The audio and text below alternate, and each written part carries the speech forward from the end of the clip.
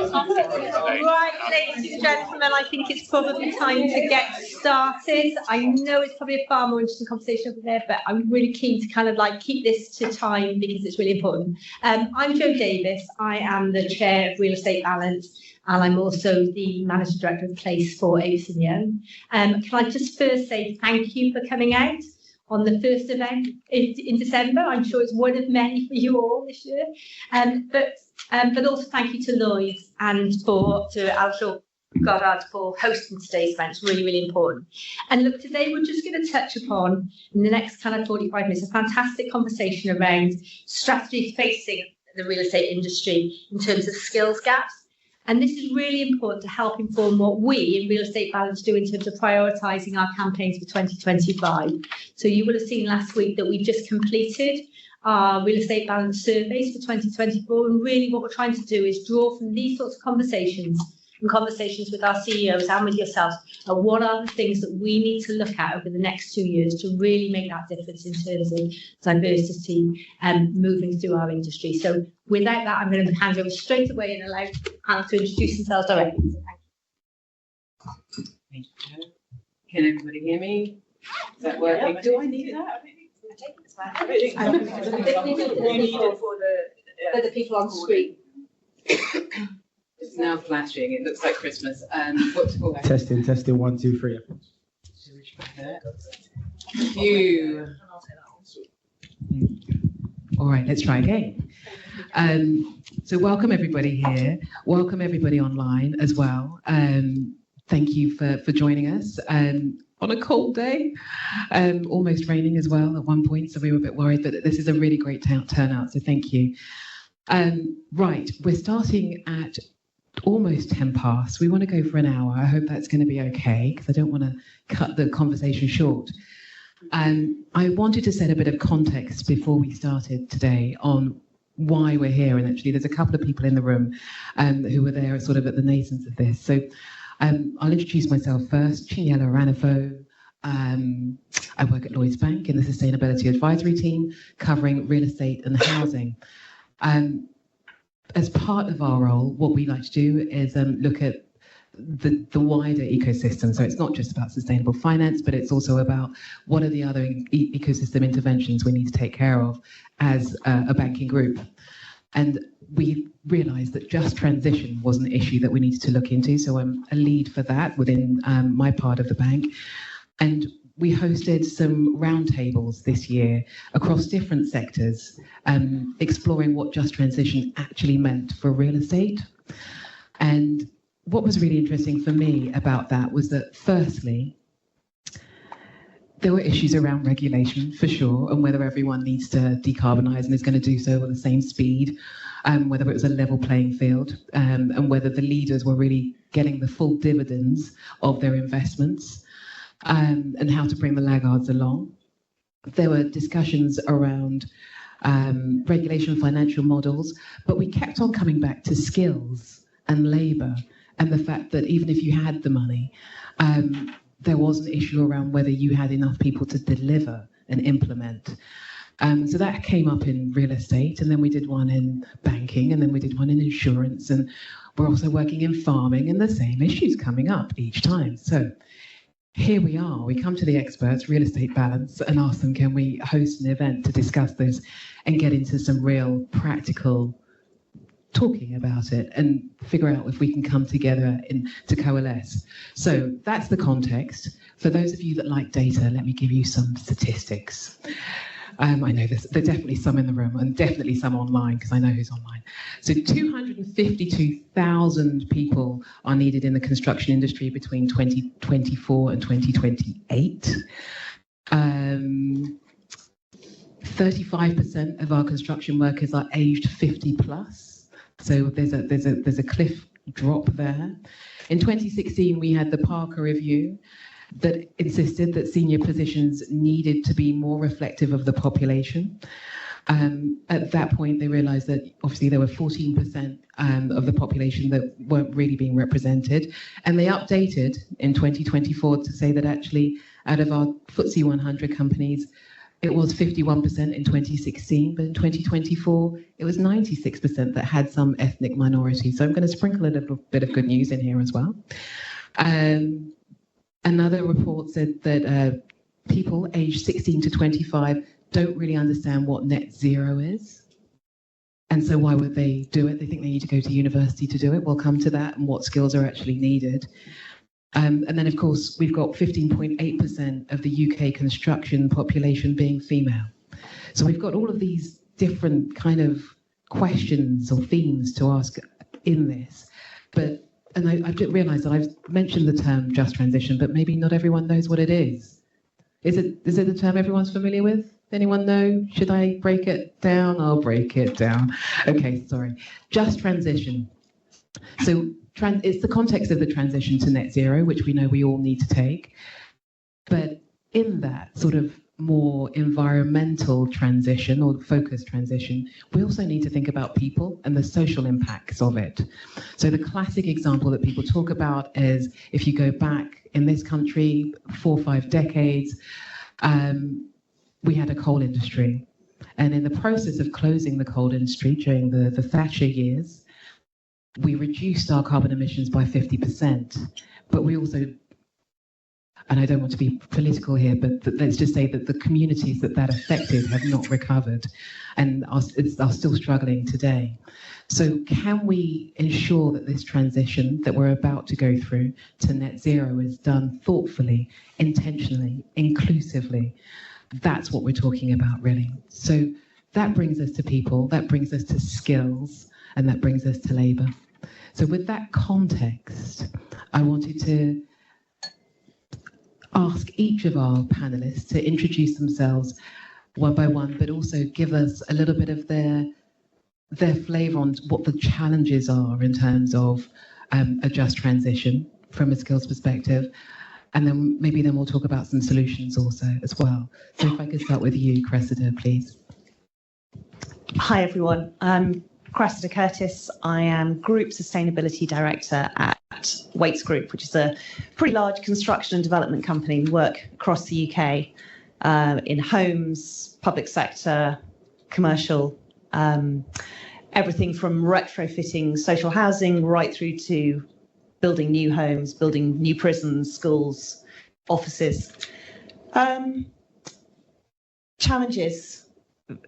So it's quite important, I think, to first look at where the challenge lies, because for our company, we have no problem attracting people to come in. We had 57 applicants for every single early career position that we put out this year, which is well over 100.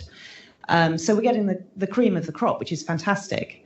But the subcontractors who work for us really struggle. So it's the trades where we see that there's a massive gap. And we know that it is a struggle at all levels to attract diverse applicants. You know, did you say 15% female representation in the sector? That feels about right. I've been in a lot of meetings where I'm the only woman. I'm very well used to it now. That's fine. And ethnic diversity is a massive struggle. And the weird thing is that we have 3 million people working in the built environment in the UK. We produce 6% of GDP. We are huge in terms of our reach, and we operate in every single community in the country. So you would think it would be relatively easy for people to feel comfortable that this is a sector that is open to everyone, and you know, there are opportunities for everyone. And yet we don't seem to naturally attract beyond quite a narrow band of people. There is a big effort going in to try and improve that. But it's a real conundrum. How can we be everywhere and have the ability for someone to come into our sector with no qualifications? We'll train you, and that person could end up as chief exec on a very, very healthy salary. It's a real head scratcher. And I do know people who have come in with no qualifications, and they are running massive parts of businesses. So when we look at it through the lens of the energy transition, it is creating huge opportunities. And I completely agree that the most important thing we do now is just pause a minute and think, how do we make sure that we bring everyone in so that everyone can benefit from it, because that could be a force multiplier in terms of social mobility and helping more people to benefit longer term. Thank you. Jenny, I might just skip to you, actually. If you could introduce yourself and tell us where you see the issues are. Yeah, thanks, Chi. Couldn't agree more with what Cressida said. So hi, I'm Jenny Colville. I head up sustainability at Landsec. And part of my role is to ensure that we are managing, designing and developing sustainable, inclusive places. And one thing that my team is sort of responsible for is how does Landsec play a role in improving the diversity of the places that we create? How do we make sure that we create places where everyone feels as if they can belong? And hopefully by creating places where everyone feels like belong, how do we also ensure that we've got a diverse workforce creating those places? Because I think as an industry that creates places where we spend 90% of our time living, working and playing in, we don't reflect the rich diversity that this country boasts, and that just does not feel right. So I think something around the challenges and the skills gap, we've recently done a piece of research, just an internal piece of research, on what are the skills required to create sustainable, inclusive places. So what are the skills required to transition to net zero in the built environment? And the purpose of the research was, firstly, let's understand what skills and roles are needed in the built environment, and we were specifically thinking about Landsec, and then understand what the capacity in the market was for those skills.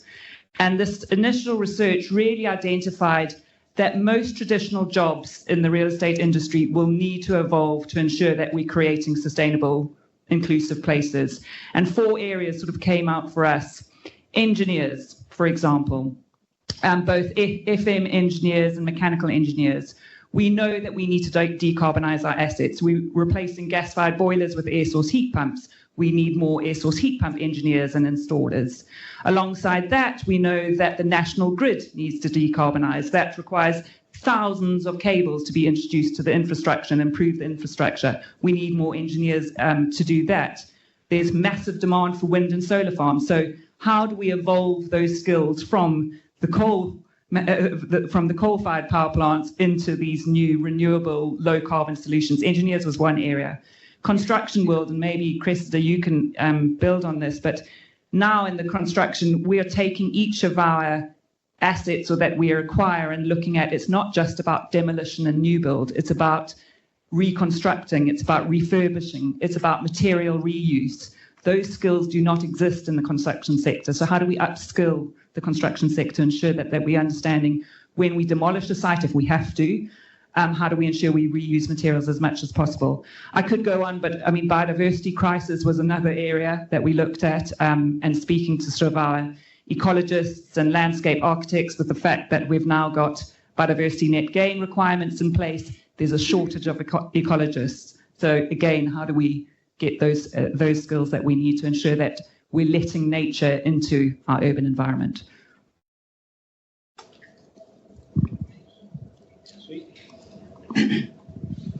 Evening, everyone. My name is Carl Kanadu. I'm the CEO and co-founder of a social enterprise called 2 to 3 Degrees. And we essentially exist because a lot of the skills that young people get from the UK education system are great for the purposes of academics, but the minute they leave the school gates, there are a lot of sometimes called personal development, essential skills, soft skills that the labour market needs that they don't have. So we started a social enterprise to essentially deliver fun, engaging and dynamic workshops and programs around confidence, self-esteem and leadership with young people. We launched about 9 years ago, and in the built environment more specifically, we work with developers around helping them win planning permission by doing deep and meaningful youth engagement. Historically, in the built environment, a lot of the community engagement that takes place is like super tokenistic. And so, yeah, we're essentially on a mission to shift that and do something that actually means something to the local community, but especially for 14 to 25-year-olds. And I guess what I should say about this is we recognize that we're passionate about young people and we're passionate about the built environment, but we also recognize that I think when surveyed, about 13% of 16 to 24-year-olds said that they'd potentially be interested in a role in a built environment. So for a lot of young people, the industry isn't attractive to them, but the industry isn't attractive because the industry isn't something that seems accessible to them. And one of the things that I recognize is that, we've worked with thousands of young people from across, not just in London, but outside of London as well. When we stop a 16-year-old and we say, hey, how about a role in the built environment in the future? First of all, they have no idea what the built environment is. A lot of the time it's like, okay, what about the property sector? And then they're like, oh, okay, cool. And then after referencing maybe like hard hats and estate agents, it kind of stops there. Especially for a young person who maybe like me is coming from like a council estate or a single parent background, an underprivileged background. That's not a world that you grew up in. So the idea that you would just be able to casually flow into studying real estate at university and then potentially or choosing to study architecture is totally foreign. And so that's a reality that I guess we need to speak to. And the point that was mentioned around the skills gap, not necessarily, we know that there's a volume skills gap, but we also know that there's a diversity gap that is particularly important. And so that's something that we're quite passionate about. How do we ensure that young people from the backgrounds that are least referenced are starting to get a better understanding of the roles that are available to them, and how can they get supported to actually start to take up some of those roles as well? Thank you. I might come back to Cressida on that skills back in a moment, but if we could ask Lee to introduce himself as well. Yeah, very happy to. Good evening, everybody. Lee Shanklin-Gord. I'm a partner here at Addleshaw's. I suppose, a few areas that bring, overlap from a Venn diagram perspective in terms of why I'm interested in this. My practice area has always been social housing finance, so lending to housing associations to develop social and affordable homes. Separately, I'm the firm's head of ESG, both looking at what we do internally as a business for our stakeholders and our communities, but also how we build practice areas around that and develop practice areas for our clients that offer solutions in the frequently changing ESG world. And then the other reason that I'm passionate about this, and we will all have our own stories and obviously our own backgrounds, but I am gay. I live with my husband who's disabled, and I'm also neurodiverse. So there's a few different things that I suppose, not that I'm ticking boxes, but DE&I is incredibly important to me and has been throughout my whole career. Just to pick up on the just transition challenges, I guess I come at this largely from a finance perspective. So a lot of the work that I've done, certainly in the last 5 or 6 years, has had an incentivization built on the borrowing housing association to do more around DE&I or ESG sustainability more widely. And a lot of those transactions have been incredibly successful. There's one in particular, and I won't name it because I think it's customer of it's customer of Barclays and it's customer of Lloyds. But there is one Midlands-based organisation that, because it met its DEI challenges, received a margin reduction, a significant margin reduction, and that margin reduction on its borrowings, it placed back into establishing a social enterprise around domestic abuse. So there's real good news stories out there. But my concerns, I suppose, from a just transition perspective are twofold. First, that many smaller organisations in the sector will really just be in survival mode. And this requires organisations to have the space to lift their heads up and think more long term. And then the second is, what's happening in the wider world.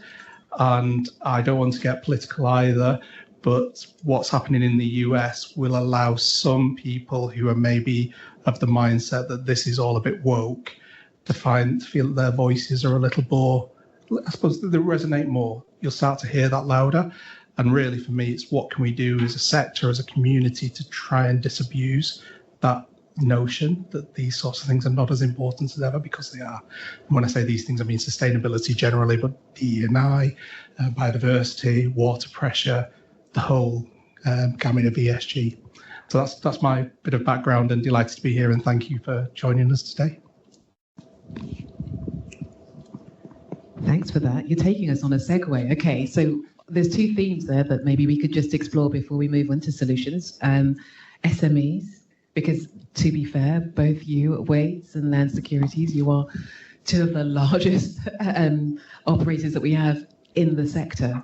So it's all very well for you to sit there. You have teams, you have experience, you have resources. But yeah, as you said, that most of the people that we're talking about in this industry are SMEs. They don't have that. So what do we say to them? Because they do have more challenges.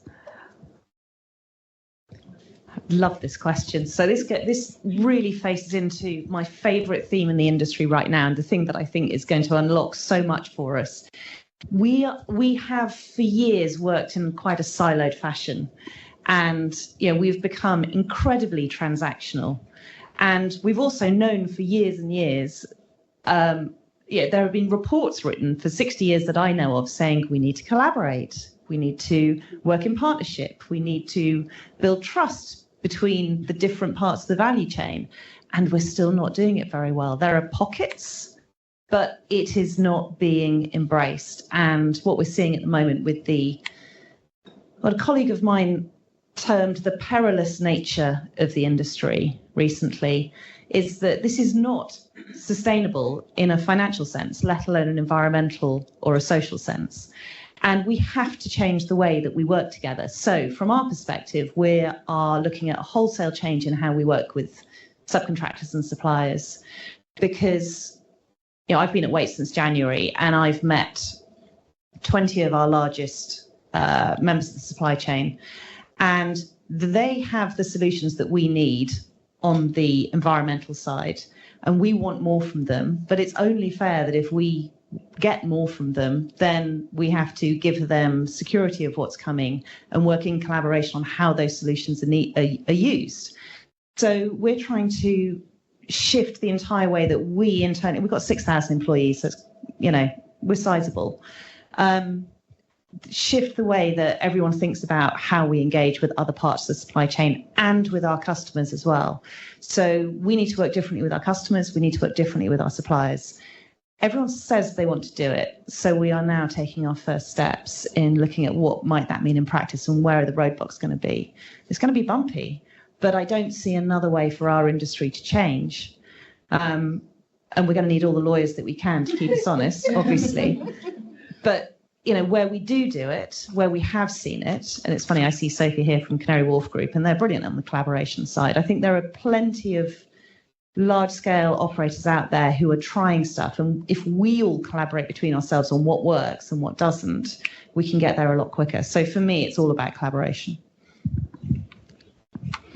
I think from an SME, I'm going to come at from a slightly different angle, and I think where we can play a part and have tried to play a part is we've got hundreds of businesses that occupy our office spaces in London, and many of them are small and medium businesses. And what we've tried to do is what we have done is work with those SMEs to help introduce them to things that they can do within their occupied space to reduce their carbon emissions and their energy intensity. So not only will it help them to cut their energy bills, but it also will help them on their ESG journey. So I think that's one area we've been sort of focusing on SMEs. And then to Cressida's point, I think on the development side, when we're looking at our new developments, it's how do we get closer to our supply chain? And one thing we found really beneficial is giving our contractors and suppliers time, including SMEs, time to come up with solutions. And again, so I'm talking about the decarbonisation bit, but we ran an innovation day with many of our suppliers and contractors saying, how do we tackle the embodied carbon emissions issue within the real estate industry? And we gave them time to run through that research and come up with solutions. And as you say, it's our suppliers, many of them SMEs, that have the answers already. And it was just giving them that time to think and come up and provide us with those solutions. So giving them time, that collaboration piece, and then, as I say, it's working with our customers too. I do want to go on to solutions, but you raised another interesting point, Leah, around anti-woke. And I think I would maybe want to reframe that slightly in terms of the team that I work in was set up 3 years ago. We were coming just out of COVID.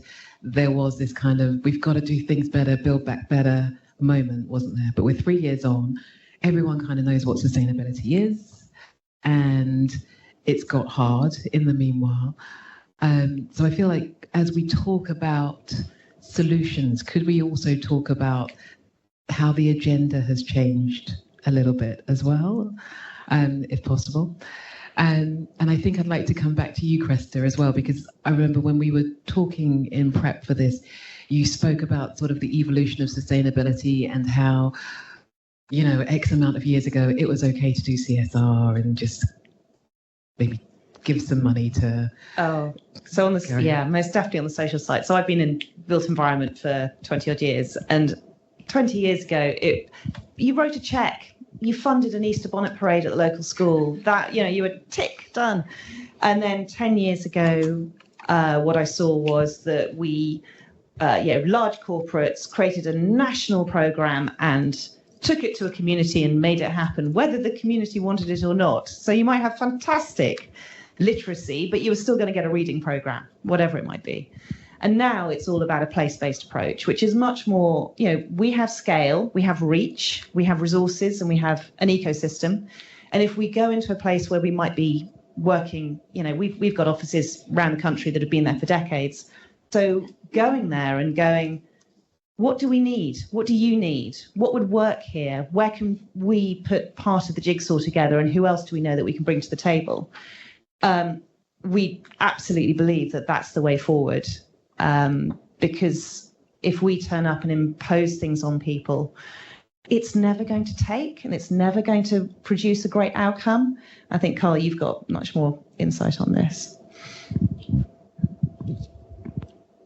Yeah, I think you're spot on. As you were talking, I was thinking about the example of, we worked with the Crown Estate, and they basically came to us and like, look, we're really passionate about trying to get young people involved in what we do, but we are not the experts, and you guys seem to be really good at it, so can you help us? And so we did a bit of brainstorming, and we came up with this youth panel. And so we went and recruited 13 young people from across London to form their first ever youth panel. And it was an amazing experience on two parts. One, it was incredible for the young people, starting off not knowing much about the built environment, but really being passionate about learning. We had 13 young people who had various interests. By the time they finished the program, it was about 14 months long. 4 of them decided to change their topic and study sustainability at university. So that was obviously a brilliant win. But I guess on the flip side, one of the things that was really important was helping the Crown Estate get a better understanding of what they don't know. And sometimes that can be the biggest challenge around. We always find that the work works best when people are really honest about what they do know, but also what they don't know. And there's a lot of work maybe taking place in the built environment where people are trying to cover the cracks by doing work that really they should be partnering up with someone else to do. But in an attempt to make it look like they do know, they try and take it on themselves, and then they do it really bad. And then you're not getting the outcomes that you're looking for, and you're not getting the young people who are then applying for certain roles or thinking that they then have an opportunity. And so I think a big part of it is going to be that partnership work and working with the SMEs or the consultants who do know what they do. I promise I'm not just pitching 2 to 3 degrees here.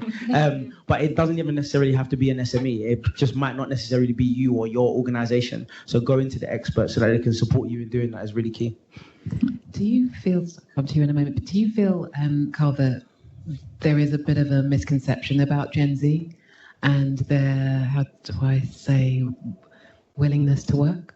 Is this a thing? Is this a real thing? And what are people maybe misconstruing there? I won't name who, but I remember I've had quite a few of these conversations where people come to me and say, look, man, that we really... Oh. Yeah.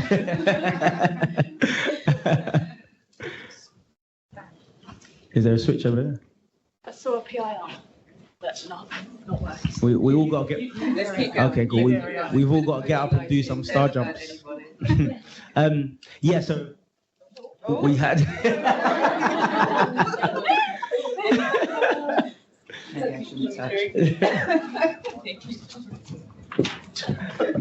Keep going. Cool. All right, we'll crack on. One of the things... Oh, there we go.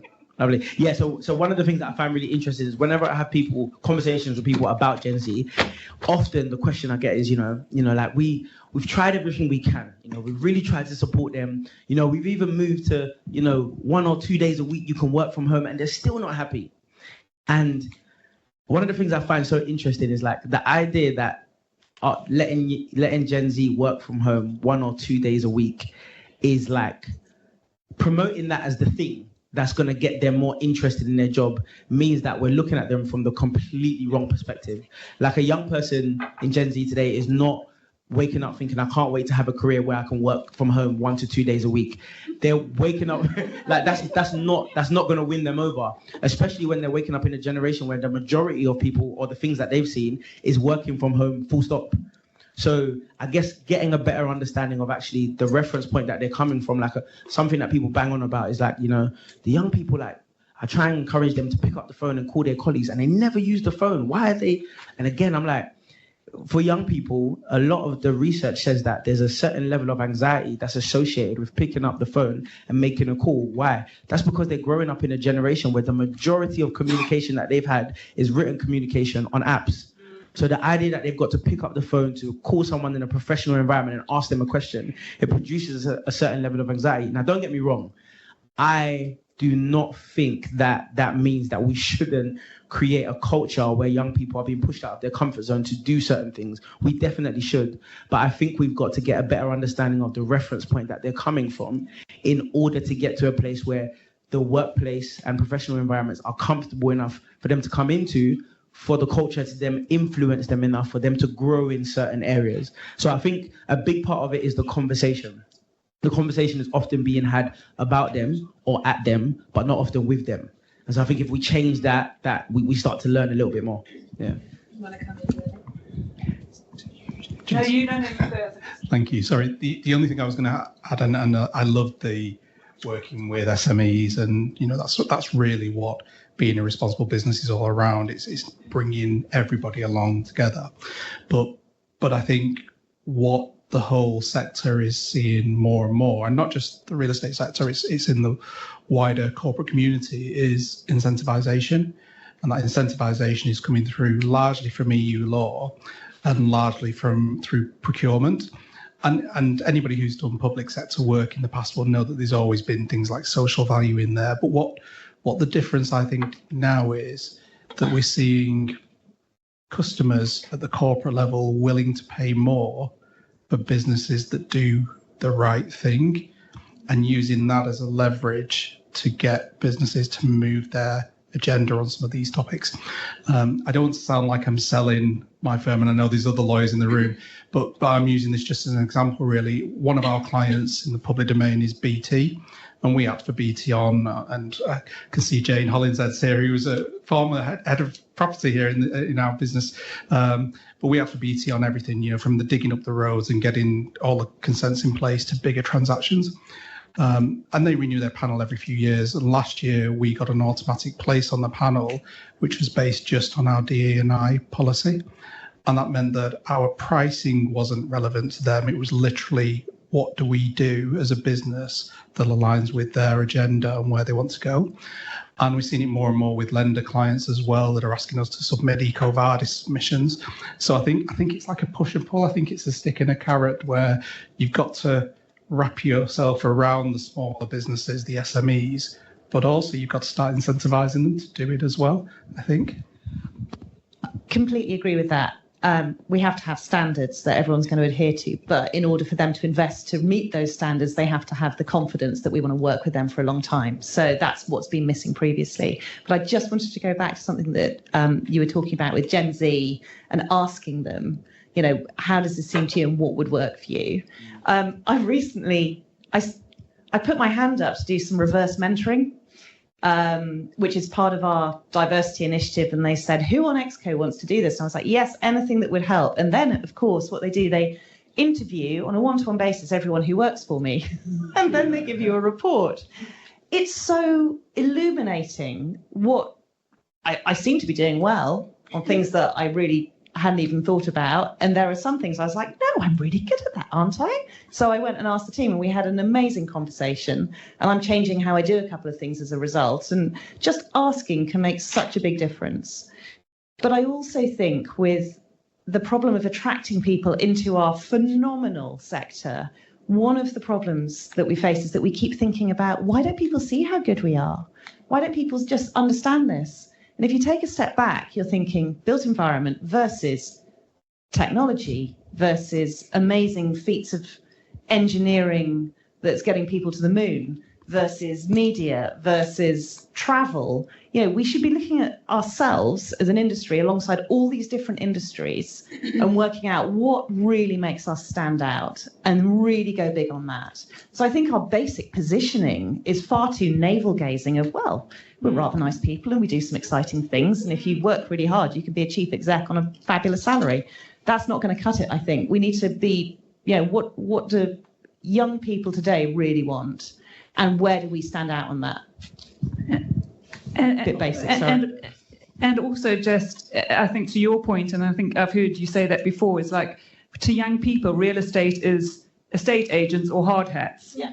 And they don't realise that raft of different opportunities within our sector. So it's how can we get our voice out into the schools? We need to be focusing on much younger people. I think we often tend to look at graduates or school leavers. I think we need to get to year 9, year 11 students before they choose their GCSEs. And it was something our interns said. We run through our Landsec Futures program, which is a program where we focus on enhancing social mobility.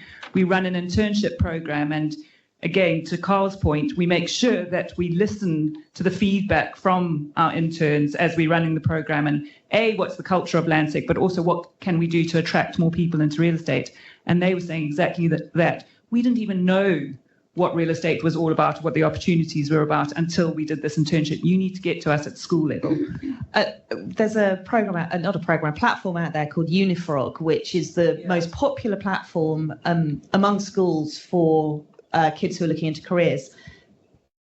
There was not anyone from the construction sector represented there until this year when we stuck our hands up. So we are now the sole representatives on there. Can you believe that? We're an industry that employs 3 million people and we weren't represented. My son, who's 13, is mortified, absolutely mortified that my head's now on this platform. Pretending his surname is not Curtis, but that's a whole different problem.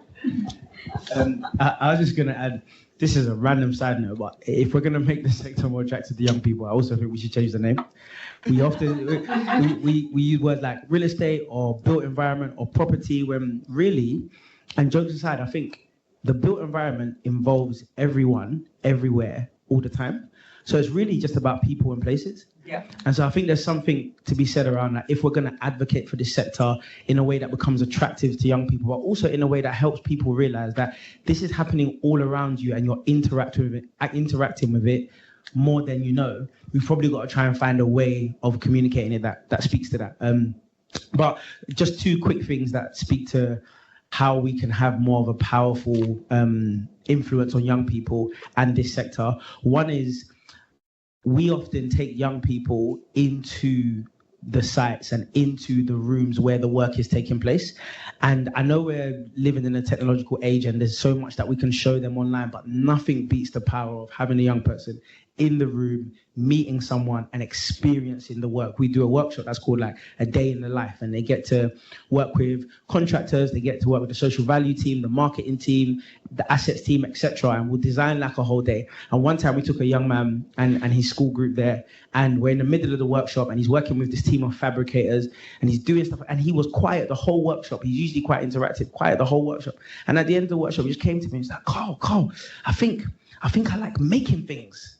I was like, okay. He was like, nah, man, like, I've actually never concentrated for that long before. Like, I really enjoyed just making things. And we were delivering that program maybe for 9 months. I was like, if that was the one impact I left with throughout the whole workshop, I'll take that.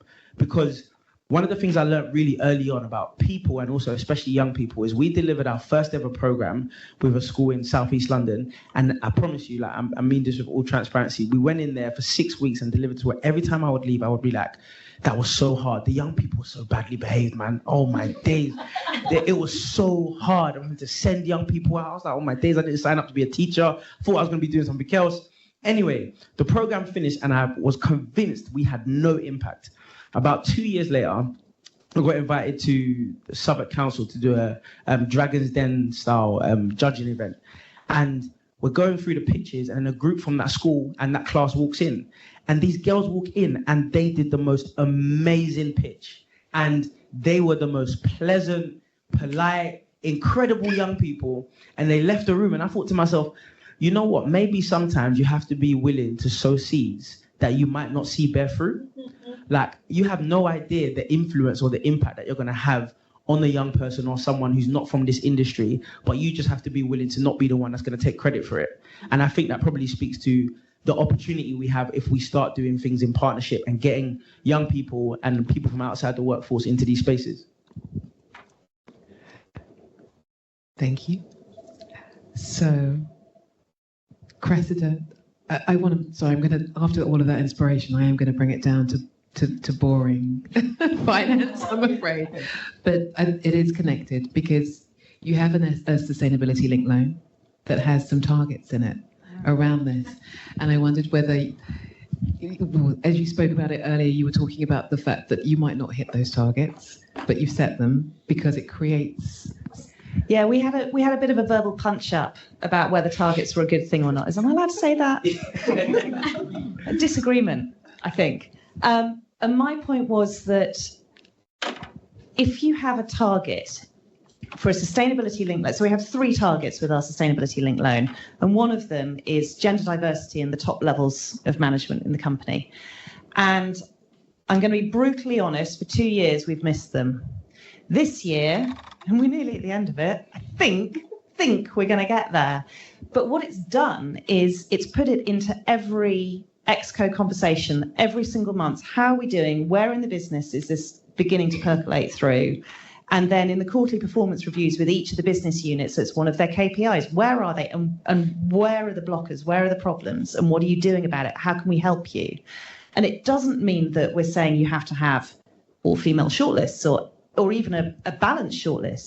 This is important to us. You go and work out what needs to change to make this happen.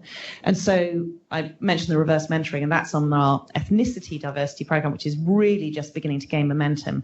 We're going to be doing the same thing with that. And I have to say, Lloyds have left us in no doubt that that's great. You're getting there with gender, but get on it with ethnicity, which is slightly more tricky given the base that we're starting from.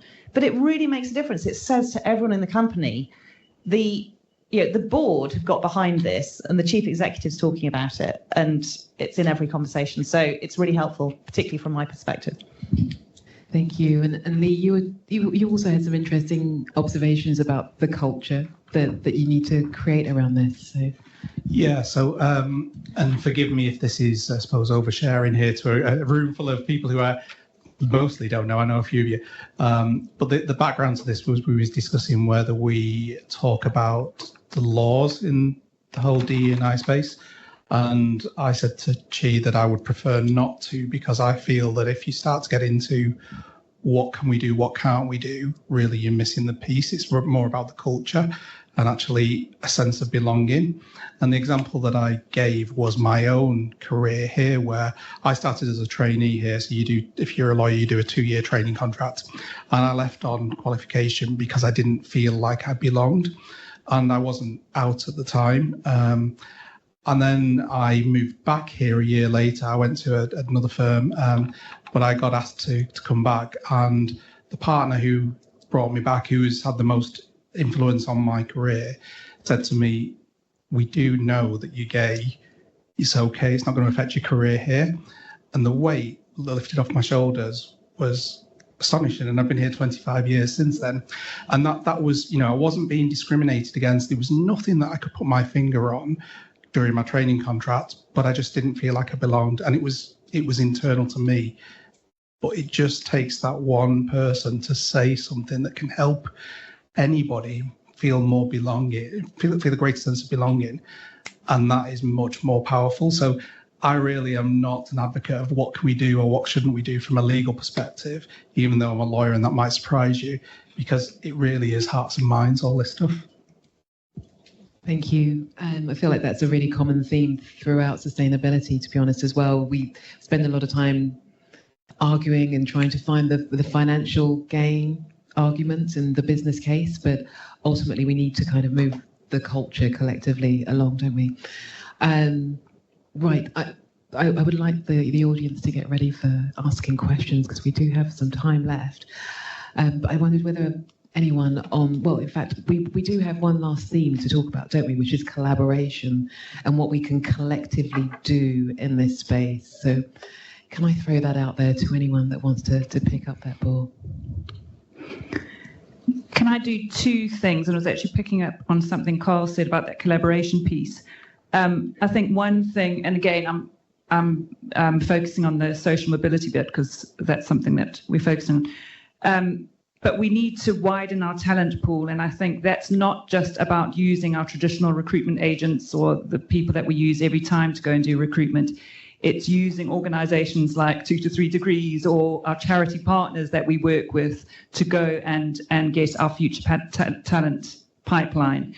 And again, through the internship program, we've just run our first regional retail. So we've got retail destinations across the UK, and we've just invited 3 interns into Leeds and Manchester, and we did our recruitment for that internship program all through our charity partners. They know the people, they know the communities, they understand who in the communities is potentially interested in real estate or might be fit for Landsec.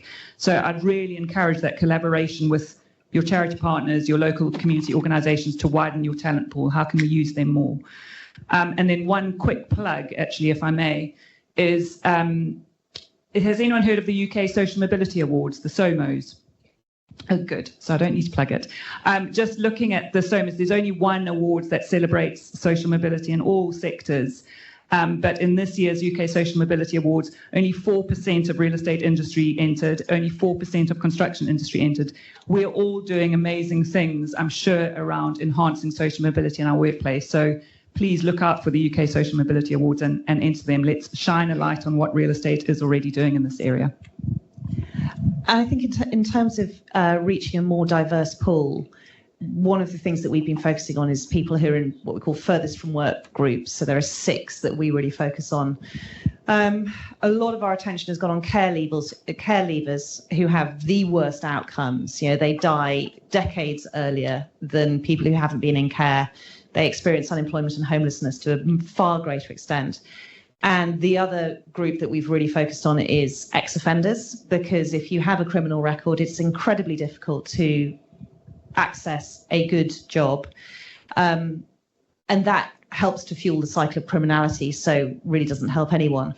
And as well as working with charity partners who do know the people, I think it's really important to work with the parts of the business or your value chain who you work so closely with to sew it into their thinking as well. So labour agencies for us, we've had to work very closely with them for over a year to get them comfortable with taking on people with criminal records for obvious reasons. And it's absolutely well-founded and we need to work through it.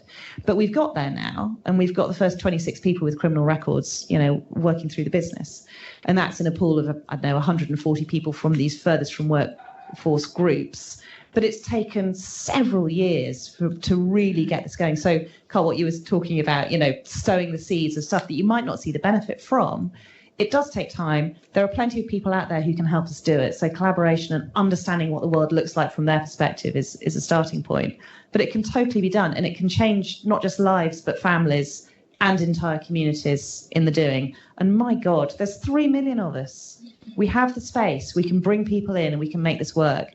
But we do have to do the work to make it happen. And obviously we're like a 11, 15 person team. We're really small compared to the recruitment rounds that you guys probably have to go through. But I guess one of the things that I think has been really interesting is to do anything different, to do anything good, you've got to do something different. To do something different, I think you've got to be a bit brave. And one of the things that I think the sector can be a bit braver about is, and it's a really simple thing, but when we go out to recruit, we started just opening up the different ways that people can actually apply for roles. So instead of just the normal traditional CV and cover letter, we started to give people the opportunity to do videos and presentations as part of their initial application. Now, we still have like a task associated, and from a HR perspective, I can understand that changes the game quite a bit, but that really did start to change the type of applicants that we get through. Because I guess, especially when you're starting to think about neurodivergency, you're opening up the skill set that people can use to showcase the experience that they have.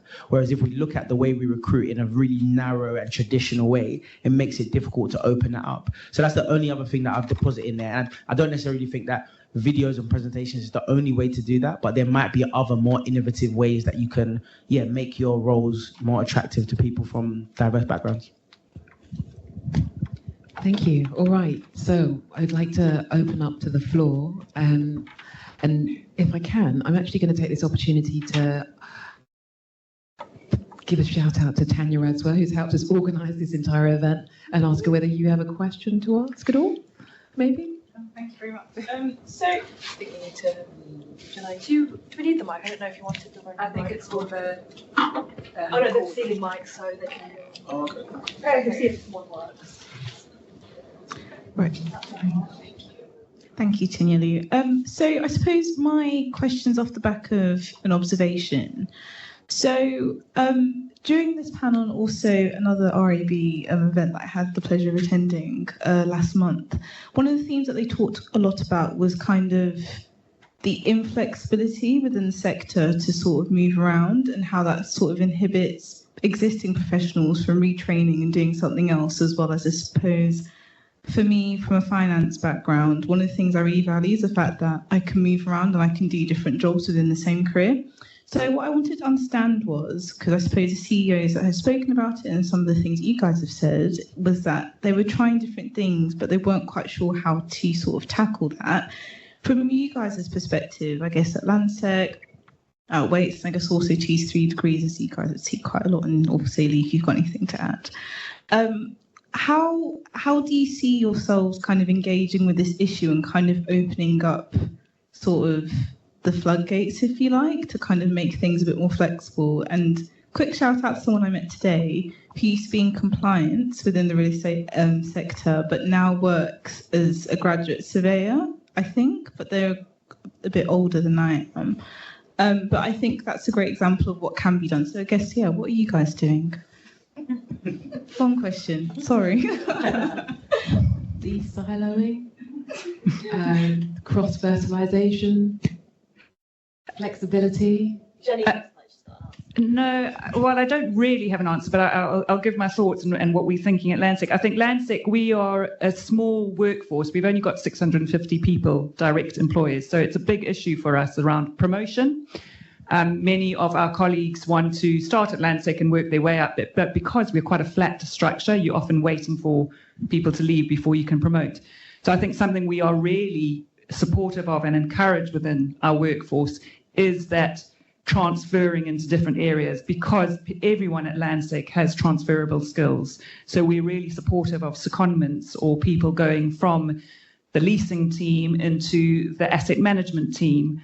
And in fact, recently within our retail portfolio, our brand account director and our asset management director recently changed roles for that. And so we were doing it at senior levels where we're just encouraging that cross-fertilization, recognizing that we can't continue to promote people in the same silo, if that makes sense.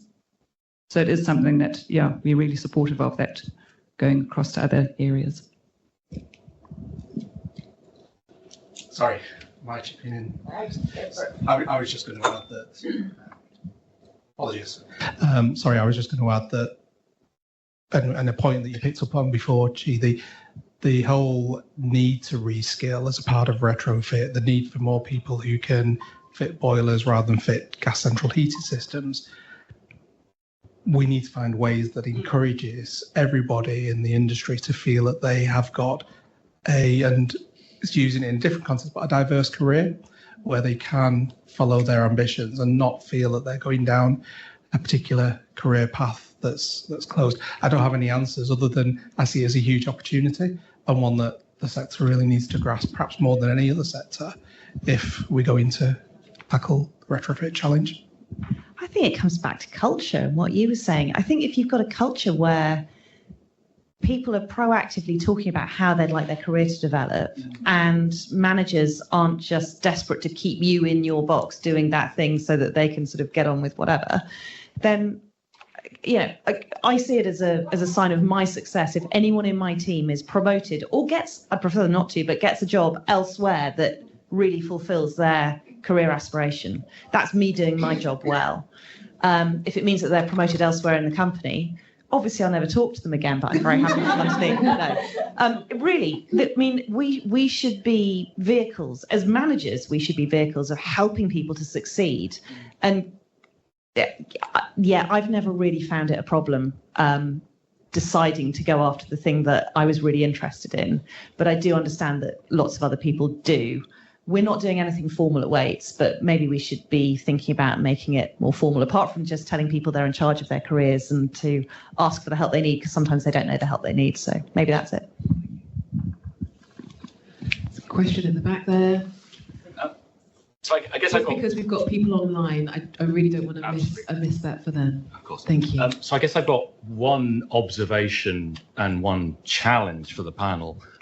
The observation from a positive perspective, I mean, clearly as someone who's struggled for a long time to dig out environmental engineers because they're off running on other projects, there are clear skills gap in the industry that we need to fit.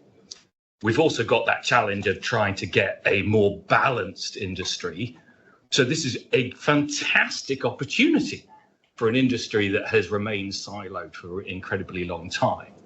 That's the positive bit. The challenge is not for the people in this room. The challenge I see is definitely for the supply chain that we've talked about. How do we, or I guess, how does working together as an industry look like so that we can sow the seeds to create that pipeline of talent that are not coming to our company, but are going to be going to the companies actually providing the work for us? Because that definitely, when you're actually controlling your own employment, that's much, much easier. But actually getting someone excited about going into the trades, that's the bit that's going to fix things. But unfortunately, if it's an SME, they're all doing it individually. How do we do that as an industry? It's absolutely, I think it is absolutely the question. And one of the things that occurs to me is that when you have organisations like we have here and others in the room that have the resources to think about this, to trial it, to pilot it and see what works and what doesn't, then maybe us coming together and sort of coalescing around some principles, some basic ways, best practices that can then just be shared and cascaded down, so at least people don't have to do the thinking and they can then just do what they can, might be an answer. But let me go to the panel. We slap it in their contracts. No, as in, and I say that in jest, but I didn't mean that in jest. Recently, we, through, not from the construction side, but from the FM side, we've just done a big re-procurement of all our FM providers. And joining, so we're both across our workplace and our retail portfolio. And what we're doing is we're bringing all our new FM partners together and saying, how can we encourage more apprentices across not only Landsec, but across our supply chain? So it is that collaboration piece. And as I say, within the contracts, there is a KPI on how many apprentices we get within our supply chain. But I think it's how can our CBRE, our Nurture and our Mighty come together as our FM partners across retail to encourage more people into their workplace with our support. So we're talking about an academy that we're hoping to create. So watch the space, but it is that collaboration and not seeing our service partners as people we would have individual conversations with in closed rooms without the other service partner there. We're bringing them all together and talking about this issue round a table, at a steering group, at a technical working group. So working together on it. Okay, we've got one more question. We definitely do. Are there any others? Because what I'd like to do now is pool. Okay, 1, 2, and 3. Let's pull those questions and then close. I'll be quick. Liz from Barclays. Thank you. This has been a great panel. I don't mind getting political and saying Labour needs to do a lot more on the apprenticeship front. I think they've been very disappointing so far, and I'm a Labour voter. My question was to Carl. I love your idea of making the built environment, real estate, property industry much more sexy. And can we put together a little subgroup to work on that as part of pulling together some general principles? And can I be on it? This is definitely a pan financial institution thing, for sure. No competition issues there. Next question from behind. Hi, so first, thank you. This was really insightful. I have question/observation. You said that in the past it's been difficult to attract people to like the real estate industry, and a lot of people, like young people, see it as more sort of real estate agents. How are you, like, what are you working on behind the scene to perhaps change the perceptions of young people? Okay, the real estate industry is more than that. Even for me, as a current graduate within a real estate and housing team, I had no idea about like the different varieties, and perhaps in uni as well. It wasn't touched upon at all. It was just estate agent. So I guess it's a point of a bit of marketing, a bit of not knowing, but also like if there is to be a change, like do you plan perhaps to like reach out to Bright Network, which a lot of uni students use for, or like just really interested in how you're planning that basically? Thank you. Yes. But do those, it's fine. Could no, please? You sure? Yes. Mine's super quick, it's observation. So I work for an organisation that's arm's length to the Department for Education. So we do lots of outreach to schools, so frontline stuff. Right now at schools, when you meet young people, they're thinking about what's ahead in their future. And it's in the context of this social contract we have in this country, where often everything's been geared towards higher education. Go to university, you'll be a success. But actually going to university now doesn't necessarily mean you'll be a success. If Waits are getting 50 applications, that's 49 people that aren't getting a job, that might leave the sector. There's 1 million people from 18 to 25 that are not in education, employment or formal training. It needs a total refresh. There needs to be a new tertiary form of education, in my opinion, because when you look at it, and I say this in the nicest way possible, a lot of the careers within real estate, the built environment, you do not need a degree that takes 3 years and a 1-year placement. You need 1.5 years of education and you're done. The debt puts so many people off. It took me 10 years to pay off my student loan. If I was coming into university now, I would have never gone because the cost of it would have put me off.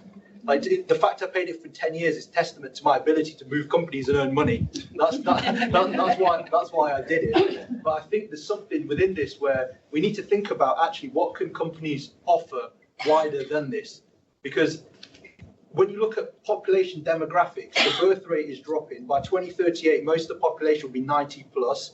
And fundamentally as well, it's my final point, it's probably a controversial one. A lot of the young people I meet do not want to work on site because the media they consume, their aspirations, they want to make money, they want to achieve things. And the way that the narrative has been formed over societal periods, like the last 20, 30 years, people don't want to work in these jobs because they don't see them as attractive. If you're wearing your suit, you're a success. My electrician that rewired my house earns more money than me, has got nicer cars. But if I said to my mum when I was 16, 17, Mum, I want to be an electrician, I wouldn't be here today. She was like, not a chance. You're going to university no matter what. There's a huge mindset shift that's needed in society for this to really change. I completely agree. And yeah, we train everyone who comes in through the early careers program, regardless whether you're a graduate or a school leaver. If you come in as an intern, you are on a training program. So we're upskilling. It's a really good point about the amount of people who apply to us for a job and we don't take on and we know they're good. And actually that's something I can pick up and see. There might be a sort of hiring. Yeah. I think it's skill-based hiring. The fact you need qualifications to open the door, it's about skills. Yeah. No, that's exactly what we do. So it's about skills to get through the door. Yeah. Just to hopefully touch on both points. Thanks for the questions. And I'm definitely up for that panel. So what's being done? So I think, and you kind of alluded to it, but it's kind of threefold. So one is first the awareness raising / education piece. I think, especially for people who are coming from kind of certain cultural backgrounds, there needs to be an awareness raising and a change of education about what this sector actually is. And I think the responsibility of that is is actually wider than just the built environment itself. I think going back to the point that you make about the education system, schools have a part to play in that, the government has a part to play in that. But I think that's the first point, the awareness raising piece. I think the second point is the education curriculum itself. The way the education curriculum is set up, the way, like you're saying, we gear young people up to make certain decisions so early on makes it difficult for them to keep a creative and innovative mindset about what they're interested in. I think we need to focus more on how do we identify young people's skills and strengths, and then later on build them into careers, rather than how do we identify the job that you want in the future, and therefore try to make a decision at like 15, 16 years old about that job you're going to do for the rest of your life.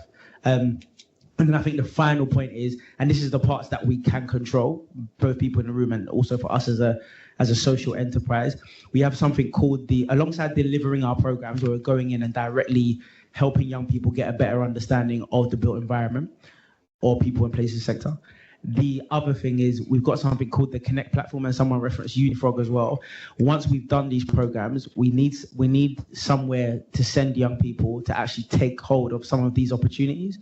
So we've created something called the Connect platform, which essentially does that. All of the employers from our programs are able to go on there and upload some of the opportunities for the young people, and young people are then able to take hold of some of those opportunities through that Connect platform. So I think it's the awareness raising piece. I think it is giving them the specific opportunities, and then I think it's doing the direct work on the ground as well. You also mentioned marketing. That's a big part of it. I think the reason why, if you think about arts, culture, entertainment, sport, the reason why maybe they don't struggle as much to attract diversity into their sectors is because they are doing that from the minute young people grow up. Like, young people are doing art, they're doing sport, they're doing entertainment as part of their day-to-day life. Young people don't feel like they're doing the built environment.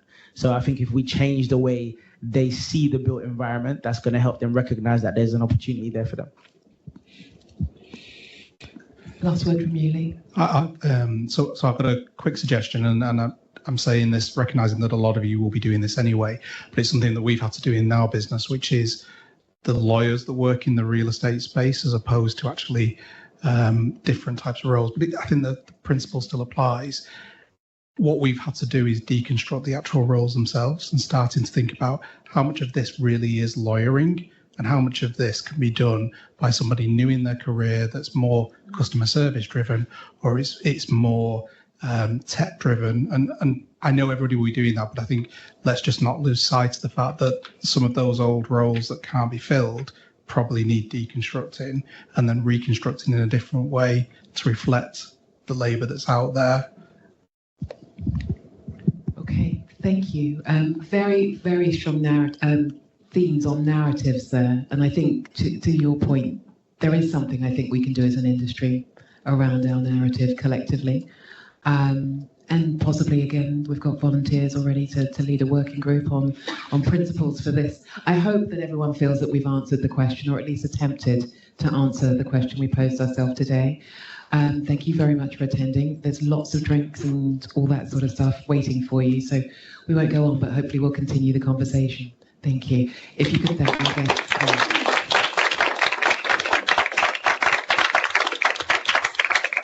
So can I just extend my thanks for what could have been a conversation going on for hours? I think everybody was really engaged and interested. And look, this is the whole point of real estate balance, is to come and to listen, and to actually, the point that was made, actually, if we're all doing these great things, if we can collectively do them, we can accelerate the change and we can make the difference. And therefore, I encourage you actively to stay involved with real estate balance and help us to work on those campaigns with our fantastic members to really make a difference. But thank you very, very much for coming out today.